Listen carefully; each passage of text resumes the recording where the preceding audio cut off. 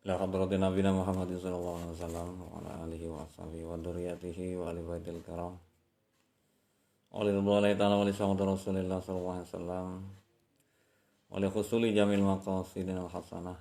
Allahumma anzil alaina sakinata was salamata wal afiyah. Sayulillahi lahumul fatihah. A'udzu billahi minasy syaithanir rajim. Bismillahirrahmanirrahim. Alhamdulillahirabbil alamin. Arrahmanirrahim. Iyyaka na'budu wa iyyaka nasta'in. Ihdinas siratal mustaqim, siratal ladzina an'amta 'alaihim ghairil maghdubi 'alaihim. Amin. Assalamualaikum warahmatullahi wabarakatuh.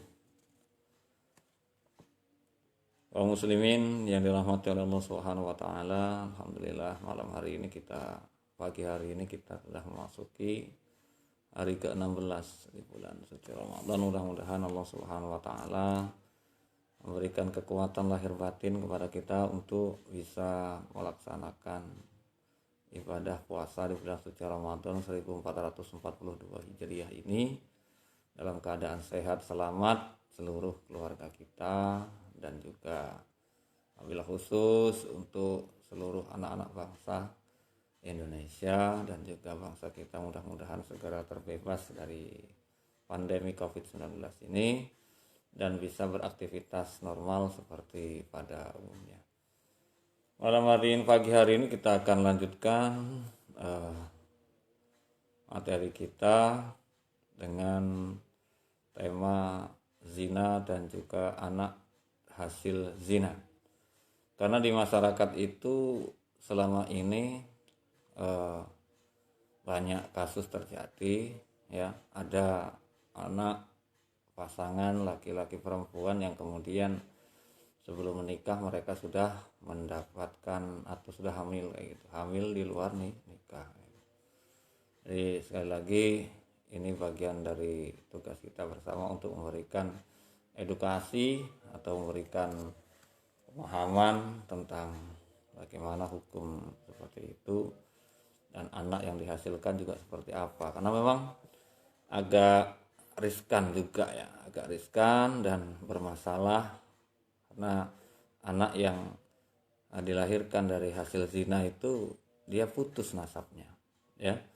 Ketika dia wanita maka anak tersebut tidak bisa berwali kepada ayah biologisnya ketika anak itu hasil zina, walaupun dinikahi oleh laki-laki yang menghamili daripada wanita itu. Artinya ketika nanti dia menikah, ya, ketika wanita itu menikah, maka ayah biologisnya tidak bisa untuk menjadi wali nikah dari anak perempuan tersebut. Dia terputus nasabnya, dan yang bisa menjadi wali bagi anak tersebut adalah hakim atau raja seperti itu. Bismillahirrahmanirrahim. Kita bahas dulu wazani lan utawi zina, ya, iku ala durbaine ing atase dua bentuk. Artinya zina itu kelompokkan dalam dua kelompok, ya. Muhsanun suwijine iku zina muhsan, wa ghairu muhsanin lan ghairu muhsan. Jadi zina itu ada dua, yaitu zina muhsan dan zina ghairu muhsan. Ini yang harus kita pahami bersama. Fal muhsanu mongko utawi zina muhsan hadduhu utawi hate atau hukumannya bagi orang yang melakukan zina muhsan iku ar-rajmu, rajam. Hukum rajam ini kalau dalam hukum Islam itu sebenarnya ada hukum namanya hukum rajam.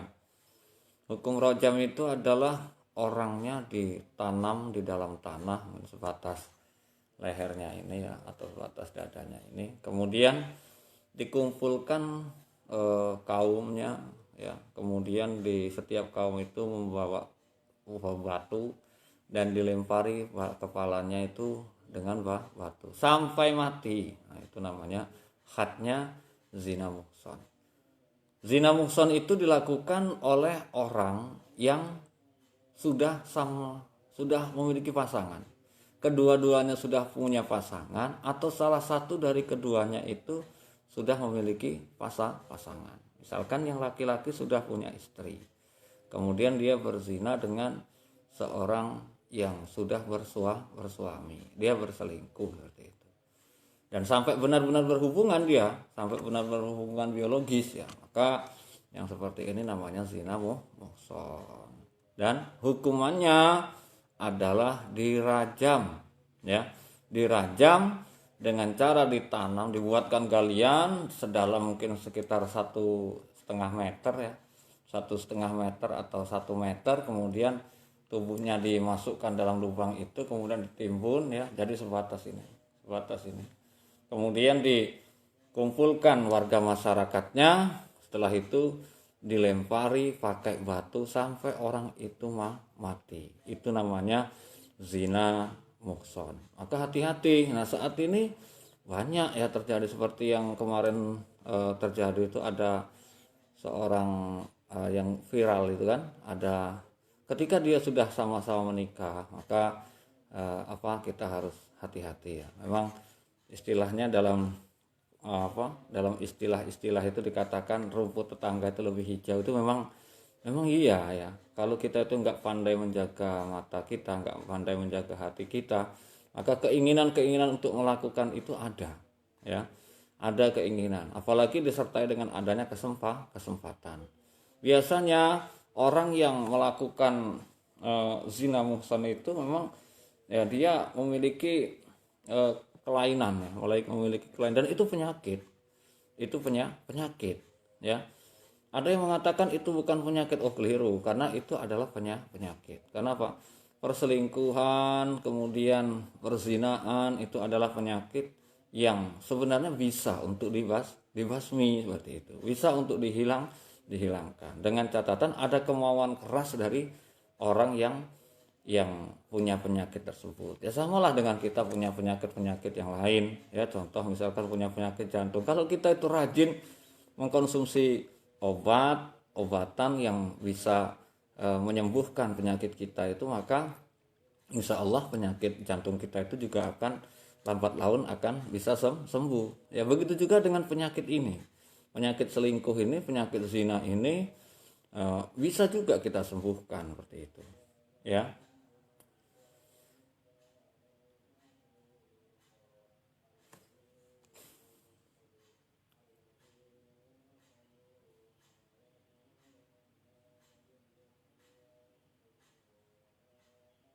Ada sebuah hadis Rasulullah SAW yang diriwayatkan dalam Sahih Bukhari, hadis ke 6430, dan Imam Muslim hadis ke 1691. Jadi Imam Bukhari dan Imam Muslim itu dua imam hadis yang kadang satu hadis itu diriwayatkan oleh beliau berdua. Jadi sama-sama mereka berdua itu meriwayatkan hadis dengan teks yang sama dan dari sumber yang sama seperti itu. Hanya peletakan daripada hadis itu yang berbeda. An Abi Hurairah radhiyallahu anhu qala ata rajulun Rasulullah sallallahu alaihi wasallam wa huwa fil masjid. Suatu hari datanglah seorang laki-laki menemui Nabi Muhammad sallallahu alaihi wasallam itu, dan beliau sedang ada di masjid. Fanadahu faqala, kemudian orang itu ya manggil Nabi, ya Rasulullah. Kemudian dia berkata, ya Rasulullah inni zanaitu, ya Rasulullah saya itu telah berzina ya. Fa'arada anhu hatta radata alaihi arba'a marratin. Kemudian dia mengulang-ulang sampai 4 kali. Ya Rasulullah, saya tadi ketiwasan ya Rasul, saya itu sudah melakukan zina. Diam saja Rasul. Ya Rasulullah, saya itu baru saja melakukan zina. Diam juga Rasul sampai 4 kali. Karena apa? Kalau informasi yang bersifat negatif, Rasul itu nggak langsung nanggepin ya. Beda dengan kita itu ketika ada diprovokasi dengan isu-isu negatif, baru isu saja, bukan pengakuan dari orang yang melakukan, itu kita sudah langsung tersulut emosi kita. Wah, misalkan pemerintah mau impor beras, padahal belum impor itu kan kita sudah terprovokasi luar biasa. Beda dengan Rasul. Kalau Rasul itu teladan kita itu luar biasa beliau. ada pelaku yang datang menemui beliau. Ya Rasul, saya itu sudah zina. Diam saja Rasul. Ya Rasul, saya itu sudah berzina, saya baru saja melakukan zina. Diam saja. Sampai 4 kali. Padahal itu yang mengaku itu adalah pelakunya sendiri. Seperti itu. Ya, beda dengan kita saat ini, apalagi di dunia media sosial yang luar biasa ini. Begitu kita lihat ada status orang, wah, pemerintah mengimpor beras misalkan, pemerintah menaikkan BBM, itu kita sudah walah tersulut emosi kita. Ya sudah memaki-maki pemerintah di situ, kita sudah memaki-maki orang di situ dan seterusnya. Ya, menganggap ini bahkan sampai ada istilah apa kadrun, bahkan ada istilah lagi apa yang kecebong lah, yang inilah apa istilahnya itu, yang kelelawar itu namanya. Nah, itu jadi seperti itulah kita. Ya beda jauh dengan Rasul. Makanya kalau kita itu memang mau menteladani Rasul, mau mencontoh Rasulullah SAW, ketika kita mendengarkan satu berita negatif, nggak langsung kemudian kita itu langsung mengekspresikan itu dengan kemarahan. Ya, emang kurang ajar pemerintah ini ya, mengimpor beras padahal petani menjerit seperti ini. Harga pupuk mahal misalkan, ya. Itulah kita, ya. Kalau Rasul enggak, ini buktinya. Rasul itu didatangi oleh laki-laki. Kemudian seorang laki-laki ketika beliau ada di masjid. Kemudian ada laki-laki itu bilang pada Rasul, "Ya Rasulullah, ini zina itu. Ya Allah, ya Rasul, saya itu baru melakukan zina." Diam saja Rasul. "Ya Rasulullah, saya itu baru melakukan zina." Diam lagi Rasul. "Ya Rasulullah, saya itu baru melakukan zina." Sampai 4 kali, Masya Allah. 4 kali. Baru kemudian ditanggapi oleh Rasulullah SAW. Falamma syahida an nafsihi arba'a syahadatin. Kemudian dia sampai bersaksi itu 4 kali ya.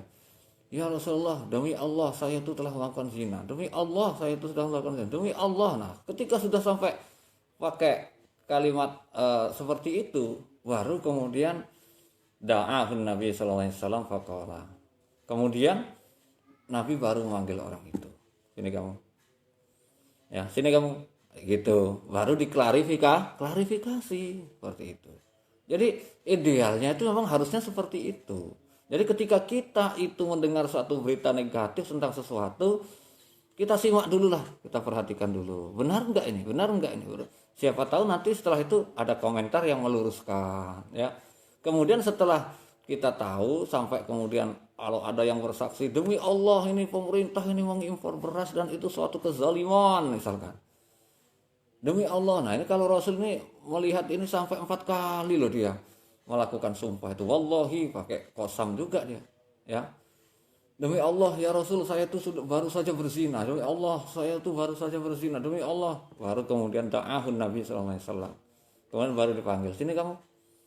Baru klarifikasi. Klarifikasi Nabi juga lucu ini. "Abika junun?" Ya. "Apa kamu gila?" Karena apa? Ya, karena hanya orang gila saja kan yang mengakui kesalahan itu adalah suatu yang aneh gitu loh. Ya, nazrun sekali ya, langka sekali. Ketika ada orang yang bersalah kemudian mengakui kesalahannya, itu kan suatu hal yang aneh, yang langka sekali gitu loh. Kadang kita sudah korupsi sudah berjuta-juta, beratus-ratus juta, tapi kita nggak ada respect sama sekali, nggak ada rasa penyesalan, ya. Sudah ditangkap KPK, sudah diborgol seperti ini, masih senyum-senyum, tebar pesona sana sini seperti itu. Itu kita, ya. "Abika junun," kata Nabi, "kamu tuh gila ya." Itu dikatain gitu. Ya. Kok mengakui suatu hal yang dalam tanda kutip itu adalah kotor gitu. Dan itu suatu kemaksiatan besar dan termasuk salah satu daripada dosa besar. Karena dalam 7 dosa besar itu istanibu sab'al mubiqati. Ada 7 dosa besar yang harus kita tinggalkan kalau kata Nabi itu. Di antaranya adalah zina, ya. Nah, jadi itu. "Abika junun?" Qala la ya Rasulullah. "Tidak Rasul, saya itu enggak gila," kata orang itu ya. "Qala fa hal ahsanta?" "Apakah kamu itu sudah menikah?" Ditanya oleh Nabi lagi. Jadi diklarifikasi. Jadi inilah bentuk perbedaan antara Rasul itu dengan kita. Jadi kalau selama ini ada orang mengatasnamakan agama, membela agama, kemudian istilahnya ketika ada suatu kesalahan dari orang lain kemudian belum diklarifikasi tiba-tiba dia sudah mengeluarkan statement yang negatif juga yang membuat keruh suasana, maka sama sekali demi Allah itu tidak mencontoh Rasulullah Shallallahu Alaihi Wasallam dalam menyelesaikan masalah. Apalagi masalah-masalah itu yang bersifat memalukan seperti itu. Ya, kita selama ini terjebak di situ. Ya, banyak dari kita itu yang selama ini ketika ada berita negatif saja itu sudah langsung diprovokasi. Wah begini ya, begitu ya, dan lain sebagainya. Apalagi Masya Allah, kalau saya itu lihat status-status di media sosial tentang orang yang menghujat pemerintah itu luar biasa sekali. Ya Allah, kata saya, kok begini ya, warga muslim terbesar di dunia yang katanya mencontoh Rasulullah, yang katanya mencintai Rasulullah, tapi sama sekali tidak mencerminkan rasa cintanya itu kepada Rasulullah. Dan juga mereka itu tidak mencontoh bagaimana Rasul itu dalam menyikapi hal-hal negatif seperti itu. Abika Junun, kamu gila ya? Qala la. Wahal ahsanta, kamu sudah nikah belum? Ya, kamu sudah nikah? Qala na'am, saya sudah nikah ya Rasul. Fakuntu fiman rajamahu. Kemudian farajamnahu bil musalla falama adalah qathu al hijaratu harabah adraknahu bil harrati farajamnahu. Artinya begini, setelah itu baru dilaksanakan had zina muhson, yaitu dirajam, ya, dirajam. Jadi intinya ketika kita melihat suatu hal yang negatif atau menurut kita itu belum pantas untuk kita ikuti, untuk kita ikut-ikut berkomentar, dan kita belum ada ilmunya, belum tahu, belum bisa menganalisa dengan baik, maka jangan langsung kita buat statement juga, kemudian kita buat komentar yang miring juga, yang pada akhirnya akan memperkeruh suasana. Nah itu, ini orang ada zina muhson, dosa besar, ya, datang menemui Rasul 4 kali dia bilang, ini zina itu ya Rasul, ini zina itu, ini zina itu, ini. Diam saja Nabi, ya. Kemudian setelah itu asyhadu, ya, saya bersaksi ya, ini zina itu, saya itu sudah berzina ya Rasul. Sampai 4 kali lagi dia melakukan sumpah tadi, ya. Dia bersumpah bahwa dia sudah melakukan zina. Baru kemudian dipanggil, diklarifikasi, sini kamu, kata Rasul, ya, sini kamu, ya, Abika Junun, kamu gila ya, kamu gila, sambil senyum-senyum gitu Rasul, kamu gila ya, ya, sambil disepikan lah kalau kita kira-kira kayak gitu, ya, kamu gila ya. Tidak Rasul, saya itu sehat. Kamu sudah menikah? Sudah Rasul. Ya sudah, kalau kayak gitu kamu saya rajam, dan dirajamlah di situ, ya. Nah jadi kaum muslimin yang dirahmati oleh Allah Subhanahu Wa Taala, ini salah satu contoh ya, bahwa Rasulullah SAW itu dalam segala aspek itu memberikan contoh yang sangat luar biasa sekali, sempurna sekali contoh yang diberikan oleh Rasulullah SAW kepada kita. Dalam ini saja, ini sebenarnya tentang hadis yang menjelaskan sikap Nabi, karena yang namanya hadis itu kan sesuatu udifa yang disandarkan ilan Nabi kepada Nabi sallallahu alaihi wasallam min qaulin dari ucapan, au fi'lin atau dari perbuatan, au takririn atau sikap beliau. Jadi ucapan, perbuatan, sikap beliau itu menjadi penyandaran daripada suatu hadis seperti itu. Maka kemudian bisa diikuti kayak gitu. Makanya Rasul itu mengatakan, "Shallu kama ra'aitumuni usolli." Salatlah kamu seperti kamu melihat saya salat. Ya. Nah, makanya masyhur itu. Kalau di dalam kitab hadis dan beberapa qaul ulama itu mengatakan, dahulu sahabat itu ketika zaman Rasul itu mereka sholat itu sampai 2 kali loh ya. 2 kali. Jadi misalkan sholat zuhur nih, mereka datang sebelum waktu zuhur, Bilal azan, kemudian setelah itu qomat, kemudian sholatlah mereka dengan Rasulullah Shallallahu Alaihi Wasallam. Sholat dia, sholat, setelah sholat karena hadisnya itu tadi ya, sallu kama ra'aitumuni usolli. Sahabat ini sholatnya kayak orang yang nggak benar gitu. Artinya apa? Melihat Rasul itu sholat. Karena apa? Perintah Rasul apa? Sholatlah nanti kamu seperti bagaimana gerakan-gerakan saya sholat, seperti itu. Jadi ketika Rasul takbir, makanya sahabat itu pada tahu hadis banyak yang menjelaskan, ada yang hatwal mangkibain, hatwal udunain, ya. Ada seperti itu, ya. Sehingga mereka tahu. Jadi dari belakang itu, oh begitu cara takbir itu, oh begini, hatwal udunain.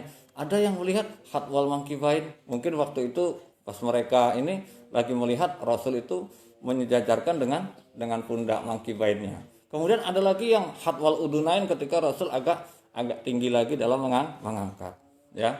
Jadi mereka itu sholat Tuhan sambil lihat gerakannya. Kalau istilah kita menyebutnya belum khusyuk seperti itu, ya. Nah, nanti setelah mereka selesai sholat dengan Nabi, mereka pulang ke kaumnya dan menjadi imam di tengah-tengah kaumnya itu dan mempraktekkan apa yang mereka dapat daripada Rasulullah Shallallahu Alaihi Wasallam. Ini cara sholat Nabi itu begini, kayak gitu loh. Nah kalau sekarang ya nggak mungkin lagi kita lakukan ya seperti itu. Ya mau lihat imamnya, wah imamnya kayak gitu. Kalau Nabi kan bagus, orangnya ganteng ya. Jadi apapun gerakan Nabi itu pantas gitu loh. Kalau kita kan sudah hitam, legam kan, susah juga kita kan kayak gitu. Jadi sahabat itu sholat itu sampai 2 kali ya, kaum muslimin sekalian. 2 kali. Kemudian sampai diriwayatkan dalam beberapa hadis sahih Bukhari Muslim itu sampai kelihatan ini loh, ketiak Nabi ini sampai kelihatan ketika beliau bersujud ya. Sampai kelihatan ketiak Nabi yang warnanya putih katanya. Bagaimana sahabat itu bisa melihat, bisa menuliskan bisa membuat statement, membuat hadis seperti itu ya, yang dia lihat langsung dari apa yang takrirnya Nabi, sikapnya Nabi itu, prakteknya dalam sholat itu, ya dari situ. Jadi mereka ketika Nabi sujud itu dilihat dulu, oh kayak gitu sujudnya, baru mereka ikut sujud. Nah kayak gitu loh. Jadi Islam itu kalau di zaman Rasul itu memang semuanya belajar, sahabat itu benar-benar belajar kayak gitu. Nah nanti mereka selesai sholat dengan Nabi, pulang ke tengah-tengah kaumnya. Baru setelah di tengah-tengah kaum itu mereka mengimami mereka sholat kayak gitu. Ya begini mempraktekkan takbiratul ihram, ngangkat tangannya raful yada ini hatwal mangkibain, Allahu akbar. Ada yang mereka melihat hatwal udunain, ya hatwal udunain sejajar dengan telinga, Allahu akbar. Dua-duanya ini sahih. Makanya banyak yang istilahnya kaul-kaul yang ada ulama yang berbeda. Ada yang hatwal mangkibain, ada yang hatwal udunain, dan semua itu benar. Karena apa? Mereka langsung saksikan. Karena perintah Nabi itu sallu kama ra'aitumuni usolli. Ya, salatlah seperti bagaimana kamu melihat aku salat. Seperti itu. Ya. Nah, itu. Nanti ketika Nabi salam itu dilihatnya oleh sahabat.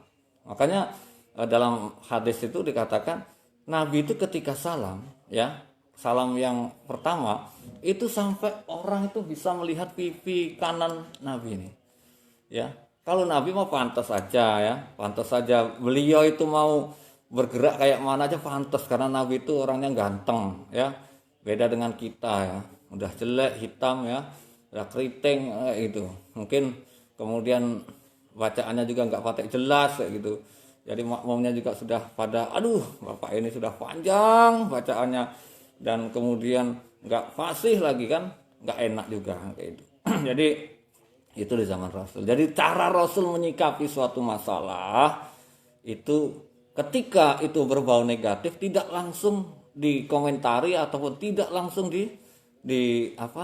istilahnya itu ditanggapi. Sama ini tadi loh, ya.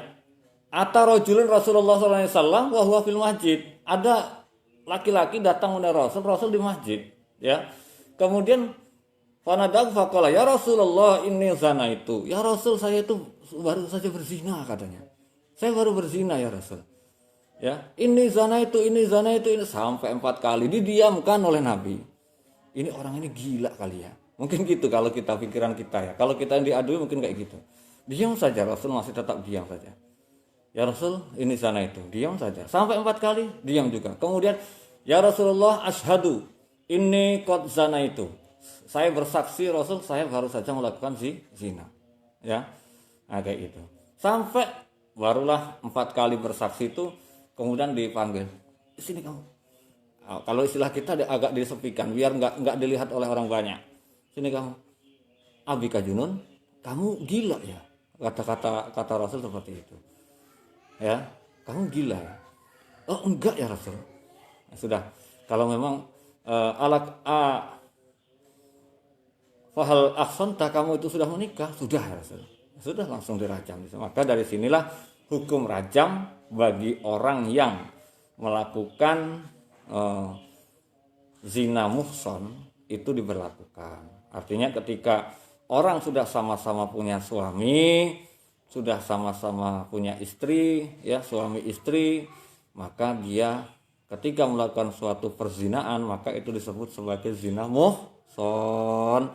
Hukumannya harus dirajam. Dirajam itu apa? Ditanam badannya sampai sebatas dada yang paling atas ini, kemudian dilempari pakai batu dan kemudian sampai dia mati. Wa ghairu muhsanin lan kang kaping loro iku ghairu muhsanin ghairu muhsan hadduhu utai hate zina ghairu muhsan iku mi'atu jaldatin 100 cambukan, dicambuk 100 kali dengan menggunakan kalau kita sekarang apa ya, ini namanya rotan sebesar 1000 jari itu ya.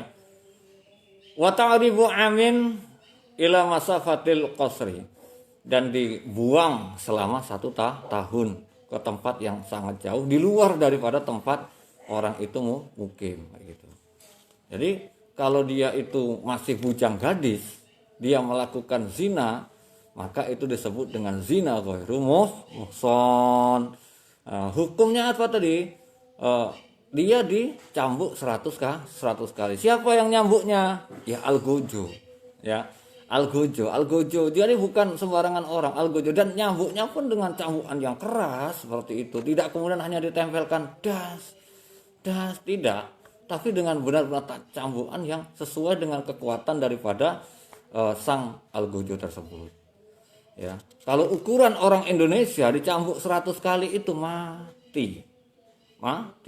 Tapi kalau toh memang masih hidup, maka dia harus ta'ribu amin, dibuang, diungsikan, disepikan di suatu tempat yang jauh di luar dari tempat itu selama 1 tahun, itu hukumannya. Nanti kalau sudah lebih 1 tahun boleh balik lagi, bersosialisasi lagi boleh. Nah itu karena sebagai hukuman. Kalau memang dia itu masih hidup. Tapi kalau ukuran orang Asia susah ya. Kalau 100 kali cambukan dengan rotan yang sebesar 1000 jari dan yang nyambuk itu algojo, ya sekali lagi mungkin mati dia, ya mungkin mati. Nah, kemudian bagaimana kalau seandainya lahir anak dari hasil perzinaan yang ghairu muhsan atau yang muhsan, ya? Kalau dia itu anak ghairu muhsan, biasanya terjadi itu ghairu muhsan ya. Ghairu muhsan ini artinya bujang gadis, kemudian dia berzina, kemudian sampai hamil, ya. Hamil, maka kemudian dinikahi oleh pasangan yang menghamili tadi, pasangan biologisnya, maka anak yang dihasilkan daripada hasil perzinaan tadi itu tidak bisa bernasab kepada orang yang menghamilinya, walaupun sudah dinikahi oleh orang yang menghamili. Nah, memang tapi nggak ada ya, dengan catatan begini, tidak ada istilah anak haram. Anak itu semuanya sama di hadapan Allah Subhanahu wa taala adalah sama. Hanya sikap dan tingkah laku orang tuanya lah yang berbeda seperti itu. Ada anak yang dihasilkan dari zina, tetap anak ya, tetap tetap dilindungi, tetap mendapatkan perlindungan dan hak-hak yang sama di hadapan Allah Subhanahu wa taala, kayak gitu. Nah, itu. Jadi kalau dalam hal ini juga ulama kayak Imam An-Nawawi rahimahullah, beliau mengatakan bahwa ketika ditafsil ya atau dirinci lagi, ketika kehamilannya itu di bawah 3 bulan, maka dia boleh untuk menjadi wali daripada anak tersebut. Tapi ketika sudah 4 bulan ke sana, sudah 6 bulan, maka nggak bisa nanti ketika lahir perempuan, bapak biologisnya ini mau menjadi wali nikahnya, maka tidak bisa untuk menjadi wali nikahnya. Siapa yang harus menjadi wali nikahnya? Yaitu hakim. Al-hakimu waliyuman la waliyalah. Hakim itu menjadi wali bagi orang yang tidak memiliki wali gitu. Kalau di negara kita ya masyhur yang memang kayak gitu. Di negara kita wali itu sesungguhnya presiden karena penguasa. Presiden dilimpahkan kepada menteri agama, menteri agama dilimpahkan lagi kepada kepala kantor wilayah Kementerian Agama masing-masing provinsi. Kepala kantor wilayah Kementerian Agama dilimpahkan lagi kepada kepala kantor Kementerian Agama kabupaten kota masing-masing. Kemudian kepala kantor Kementerian Agama dilimpahkan lagi kepada kantor urusan agama Islam, kantor urusan agama. Itu KUA namanya. Gitu. Jadi biasanya yang menjadi wali hakim itu adalah perpanjangan tangan dari presiden, itu adalah kepala kantor urusan agama itu. Ya, yang mewakili dari sultan, mewakili dari pemerintah. Itu kalau di negara kita itu. Jadi tetap itu berlaku. Ketika diwalikan oleh ayah biologisnya padahal sudah usia 4 bulan ke sana usia kehamilannya, artinya sudah ada ruh di dalamnya karena janin itu umur 120 hari dia itu sudah ditiupkan ruh oleh Allah Subhanahu wa taala. Artinya kisaran usia 4 bulan itu sudah dimasuki ruh. Jadi sudah ada kehidupan. Ketika sudah ada kehidupan seperti itu, maka dia tidak bisa ayah biologis yang tadi untuk menjadi wali bagi anak hasil zina tersebut. Kayak gitu. Ya, ini memang sudah menjadi aturan dalam Islam dan harus kita patuhi. Dan sebaik-baik kita itu yang bisa menghindar dari masalah ini.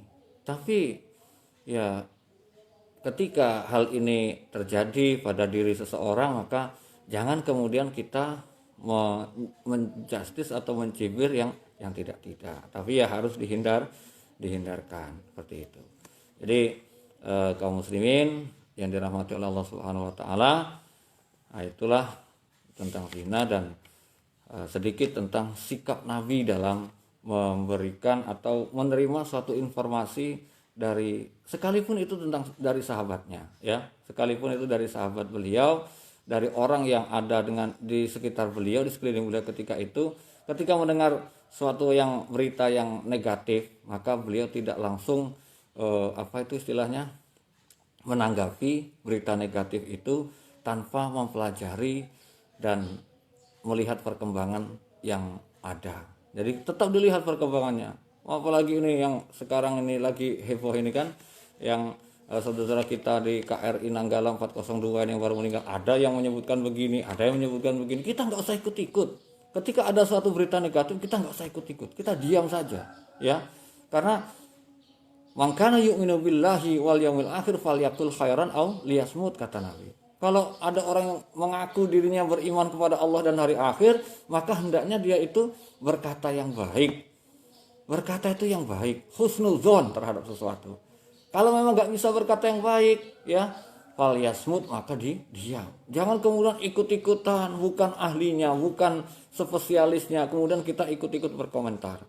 Ya, negara mengimpor orang-orang Cina misalkan untuk menjadi pekerja di Indonesia, padahal masya Allah jumlah pekerja Indonesia yang ada di luar negeri jauh lebih banyak daripada jumlah orang yang bekerja di Indonesia ini. Seperti itu. Jadi itu kita nggak kemudian jangan sampai salah dalam menyikapi apa yang dari kebijakan dari pemerintah. Ketika pemerintah itu meminta ada orang lain untuk bekerja di negara kita, berarti orang itu sangat dibutuhkan ilmunya di negara kita. Gitu. Kaum muslimin yang dirahmati Allah Subhanahu wa taala, mungkin itu yang bisa kita bahas pada kesempatan pagi hari ini. Mudah-mudahan ada manfaatnya. Jadi tentang zina dan anak hasil zina. Zina itu ada dua, yaitu zina muhson dan zina ghairu muhson. Zina muhson itu adalah suatu zina yang dilakukan oleh orang yang sudah menikah. Orang yang sudah menikah, hukumannya berat, yaitu hadduhu ar-rajmu, dirajam. Ya, Kemudian yang zina ghairu muhsan itu dia dijilid. Ya, dijilid itu artinya dicambuk sebanyak 100 kali cambukan oleh Al-Gojo. Ada pertanyaan, bagaimana hukumnya Al-Gojo yang disuruh bunuh, suruh memukuli itu? Apakah dia tidak berbuat suatu kezaliman? Jawabannya tidak. Walaupun dia suruh membunuh orang dor misalkan, atau dengan tebasan pedangnya dipenggal kepalanya kayak hukuman di Makkah ataupun di Malaysia itu kan hukum penggal kepala, maka dia tidak terkena sanksi hukuman dia seorang qatilun, seorang pembunuh ya. Karena dia apa? Dia itu hanya alat atau media yang digunakan oleh negara untuk melakukan suatu tindakan hukum. Kalau dia itu pakai senjata api, ya dia nyatu dengan senjata api itu. Dia hanya tugasnya hanya mau menarik pelatuk itu saja. Lah siapa yang mau narik pelatuk ini? Kalau pelatuk senjata ini kalau seandainya tidak ada manusianya, sudah dikasih aba-aba 1, 2, 3 nggak ada yang narik ya, karena itu takut nanti disebut sebagai seorang pembunuh kan seperti itu. Jadi tidak ada hukum bagi mereka. Tidak kemudian pembunuh tidak bisa ya. Makanya ketika dijadikan eksekutor tuh biasanya semuanya ditutup rapat, nggak ada yang kelihatan ya. Cuma yang kelihatan cuma matanya tok dengan telinganya ini dibuka sedikit untuk mendengarkan aba-aba agar penembakannya juga tepat sasaran. Kalau seandainya matanya juga ditutup, ya nembak apa? Nanti yang ditembak malah cuma tangannya tok, akhirnya nggak mati. Dan itu sasarannya harus pas di tempat di jantungnya sini. Di jantung. Ya, jadi harus jebol jantungnya, jedor kayak gitu. Nah itu mudah-mudahan manfaat bagi kita bersama dan semoga kita semua terhindar dari penyakit yang namanya zina. Amin Allahumma amin. Dan semoga keluarga besar kita, anak-anak kita juga terhindar dan dijaga oleh Allah Subhanahu wa taala agar tidak sampai melakukan perbuatan zina. Saja amin Allahumma amin. Mohon maaf atas segala kekhilafan. Wallahul muwaffiq ila aqwamit thoriq wal afu minkum. Assalamualaikum warahmatullahi wabarakatuh.